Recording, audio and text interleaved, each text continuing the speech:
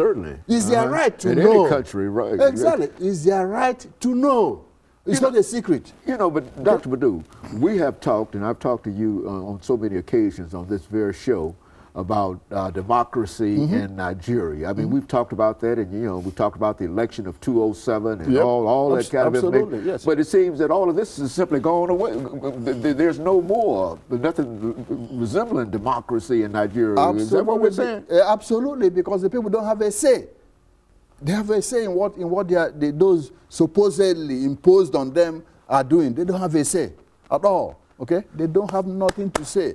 Okay, the governors come here when their wives are pregnant to have their babies here. And you wonder, what about your hospital there? Okay, now the poor person in that country can afford to do that. That's right. Yeah, let him or her go there and die. No problem. We can afford to come here. I asked one of my friends in the State Department a few months ago, you know, that said, why don't the State Department say, hey, any governor in Nigeria, when you're sick, don't come here. Stay over there. In that way, they will think twice and build the hospitals. Exactly, they build the hospitals. But they know if I'm sick, just get a visa to go to London or United States or Germany. Let the poor man die. No need building hospitals. That will continue. And that, as I said that to even the Assistant Secretary of State, when he talked about, you know, community involvement in trying to change Nigeria, I say, hey, you all got to help Nigerians. That's going to continue. There's no way to break that cycle. It appears to me the way it's playing out here. You can't break the cycle the way unless you help us break that cycle. That means you have to say, hey, if you're a governor of a state in Nigeria, when you're sick, don't come here. Stay over there. In that way, you have to build that hospital, or otherwise you die like the regular people.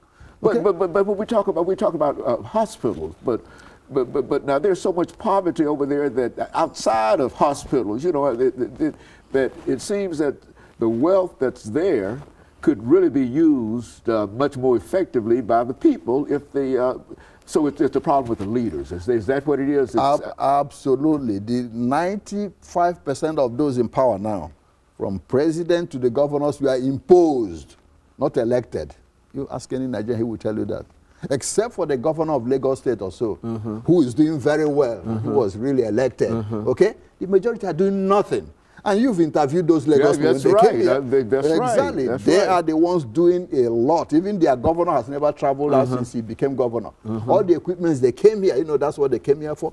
It's being used very well in building up Lagos hospitals in Lagos. Okay. Okay, yeah, he's doing very well because he cares about the welfare of his folks. And those you saw here when they came, the same. Kulu. Exactly. Exactly. Yeah, I remember him well. That's correct. So, and he was a very, very energetic governor. That's correct. And he was planning on running for the presidency at one time. That's correct. As a matter of fact. That's correct. They are doing very well, okay, because they are dedicated. The rest don't care. And now, what happens? You have a lot of poverty, combine it with Islamic terrorism. You have a combustible, you know, ingredient there. Certainly. And that's what's happening. Okay? Most Nigerians now are poorer than they were in 1960, when the country even had less money. Okay? Now, with Islamic terrorists, you know, rampaging in the north and poverty in the other part of the country, in particular in the Niger Delta, where the oil comes from, you have a very big, terrible situation there that is going to get out of hand. Okay?